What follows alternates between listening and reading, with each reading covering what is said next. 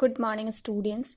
Here we go for the another poem, that is The Lake Isle of Annestree. And this poem is written by William Butler Yeats. Let's discuss the title of the poem. Actually, this poem is a lyric, means it is a musical poem which express the poet's longing for the peace of Annestree, a place where he spent a lot of his time as a boy. Actually, it is a very quiet place, and that is the reason the poet wants to go there. The Lake Isle of Annestree, ये जो poem है ये William Butler येट्स ने लिखा है, और ये poem एक म्यूजिकल पोएम है जो एक्चुअली इस पोएम में जो पोएट है वो लेक ऑफ एनेस्ट्री जाना चाहता है। वो इसलिए क्योंकि वो अपने बचपन में बहुत सारे टाइम जो है लॉट्स ऑफ टाइम वो वहाँ पे बिताया है, और ये प्लेस जो है वो बहुत ही शांतिपूर्ण है। So that is the reason the poet wants to go there. यही रीज़न है कि पोएट वो एनेस्ट्री जाना चाहता है।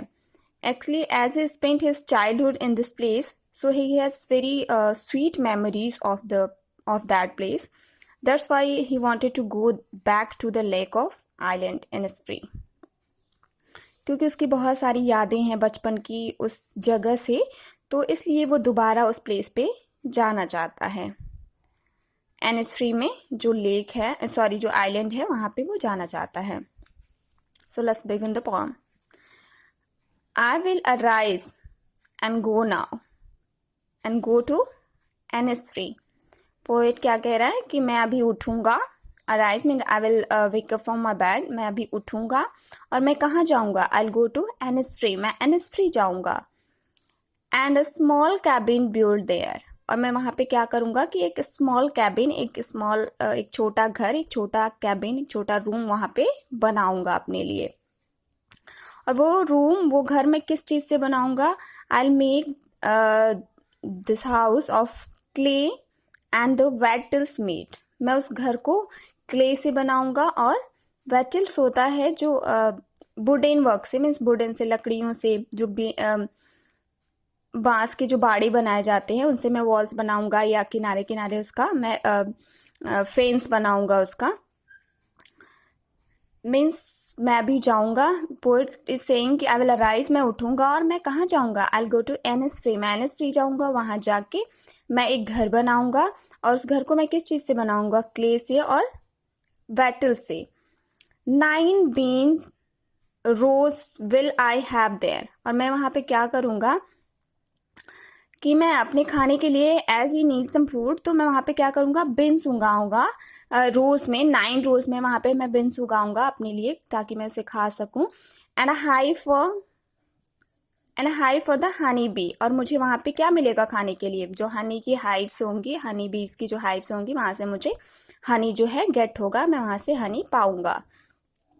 And live alone in the bee loud glade, bee loud glade means buzzing of the bees and open space. जैसा कि वो प्लेस बिल्कुल भी खाली होगा, तो वहाँ पे जो बीज होंगी वो जब बजिंग करेंगे, मीन्स जो बीज की बजिंग साउंड्स निकलती हो, उनका एक नेचुरल जो है वो एक हैबिट होती है कि वो हमेशा उनमें से बजिंग की आवाज़ निकलती है। तो उन बजिंग आवाज़ों की गूंजती हुई एटमॉस्फेयर में मैं वहाँ पे उस मीन्स की ओपन स्पेस में मैं अकेला रहूँगा वहाँ पे। मीन्स इस स्टेंजा में पोइट हमें ये बता रहे हैं कि मैं अभी उठूंगा और मैं कहाँ जाऊंगा, मैं जाऊंगा एनेस्ट्री। वहां पे जाके मैं एक अपने लिए छोटा सा घर बनाऊंगा लकड़ी और क्ले से, और मैं वहां पे अपने खाने के लिए कुछ बीन्स वगैरह के 9 बीन के रोज जो हैं वो उगाऊंगा, और वहां पे मुझे हनी भी मिलेगा, हनी हाइव से। और उस ओपन स्पेस में buzzing sound of the bees मैं अकेले बिल्कुल रहूंगा। Come to the next stanza. And I shall have some peace there, for peace comes dropping slow. Poet अभी हमें ये बता रहा है कि मैं वहां पे जब जाऊंगा तो I shall have some peace there, मुझे वहां पे कुछ शांति मिलेगी, मुझे रिलैक्सेशन मिलेगा। For peace comes dropping slow, और वो पीस अचानक से किसी पर्सन को नहीं मिल सकता है, वो शांति मुझे धीरे धीरे मिलेगी वहां पे। Dropping from the veils of the morning, poet अभी हमें ये बता रहा है कि हम मुझे शांति किस तरीके से मिलेगी, किन किन चीज़ों से मिलेगी। वेल्स होता है जब कोई भी गर्ल या कोई भी किसी भी चीज़ पे जब हम पर्दा डाल देते हैं, जो हमें आंखों से जो है ओझल होने लगता है, धुंधला सा दिखता है, तो वही बता रहा है कि dropping from the veils of the morning, वहाँ पे मुझे जो सुबह होगी वहाँ की, और सुबह सुबह जब वो धुंधली सुबह मैं देखूंगा, आकाश में बिल्कुल बहुत ज़्यादा जो है वो क्लीननेस नहीं दिखाएगी, धुंधली जो सुबह होगी वो मुझे शांति देगी। And the more things where the cricket sings, cricket is a type of insect जो ग्रास होपर के जैसे होता है। तो पोइट हमें ये बता रहा है कि वो जब क्रिकेट जो है जब वो गाना गाएगा, मीन्स वो एक म्यूजिकल साउंड को क्रिएट करता है, जब वो उस म्यूजिकल साउंड को, उस म्यूजिकल चिरपिंग को मैं सुनूंगा तो मुझे शांति मिलेगी। And what are the more things, there midnight's all a glimmer, और जब रात को आकाश जो है पूरे तारों से भरा होगा और जब मैं खुली आसमान को देखूंगा तो मुझे उससे शांति मिलेगी, मुझे अच्छा फील होगा। And Noon a purple glow, और जब दोपहर में जो स्काई है वो पर्पलिश हो जाएगी तो उससे भी मुझे बहुत ही पीस, बहुत ही ट्रैंक्विल जो है वो फील होगा। And evening full of the linnet's wings, linnet is a type of bird जो ब्राउन कलर के होते हैं, उनकी पीक जो है छोटी होती हैं। तो पोइट हमें ये बता रहा है कि जब शाम को जो बर्ड है वो पूरे आसमान में क्या करेंगी कि टू मूव अराउंड, वो हॉवर करेंगी, पूरे आसमान में अपने पंखों फैला के उड़ेंगी, तो वो चीज़ें जब मैं देखूंगा तो मुझे बहुत ज़्यादा शांति मिलेगी। मीन्स पोइट हमें ये बता रहा है कि जब मैं इंडस्ट्री चला जाऊंगा तो वहाँ पे मुझे धीरे धीरे मुझे शांति मिलेगी। और मुझे शांति किस चीज़ों से मिलेगी, जब मैं सुबह को देखूंगा, धुंधली सुबह को, जब क्रिकेट वहाँ पे सिंग करेंगे तो उससे मुझे शांति मिलेगी। जब मैं खुले आसमान को देखूंगा कि जिसमें तारे बिल्कुल ग्लिमर में शाइन करना, बहुत ज़्यादा शाइन कर रहे होंगे, जब मैं वहाँ की आफ्टरनून को देखूंगा जो पर्पलिश होगा, और जब मैं बर्ड्स को, लिनेट को वहाँ पे आकाश में उड़ते हुए देखूंगा, तो ये सारी चीज़ें मुझे धीरे धीरे धीरे जो है वो मुझे पीस प्रोवाइड करेंगी, मुझे शांति मिलेगी।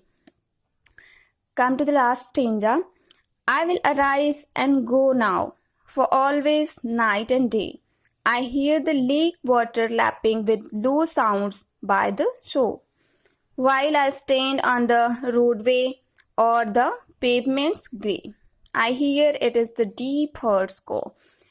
इन लाइंस में पोइट हमें ये बता रहा है कि जब मैं वहां जाऊंगा, इंडस्ट्री जाऊंगा, तो पूरे दिन और रात में क्या करता रहूंगा वहां पे, whether I am standing in the doorway, या मैं रास्ते पे खड़ा हूँ, पेवमेंट्स पे खड़ा हूँ, फुटपाथ पे, मीन्स कहीं भी मैं रहूँ, मैं अपने हर्ट के, means from the deep of my hurt, मैं अपने हर्ट के कोर से, बिल्कुल गहराई से मैं क्या सुनूंगा, मैं सुनूंगा, I hear the lake water lapping with low sounds by the shore, वहाँ के जो लेक की जो वाटर है, मीन्स जो पानी है, उसकी लहर जब आके किनारों से टकराएगी, जो समुद्र के किनारे मीन्स लेक वगैरह में जो पानी है वो जब आके और अपने शोर से अपने किनारे से टकराएगी और उससे जो साउंड निकलेगा वो चीज़ें मैं सुन के, और मैं कहीं भी रहूं उस चीज़ को मैं फील करूंगा from the deep of my heart. That is all about this poem. Actually, throughout this poem, the poet wants to say that he feel tranquil to the lake of Ennisfree. Actually, he spent most of his time of childhood there. So that is why when he was very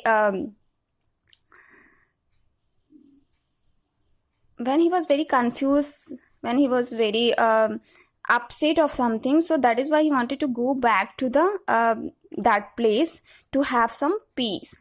That is all about this poem.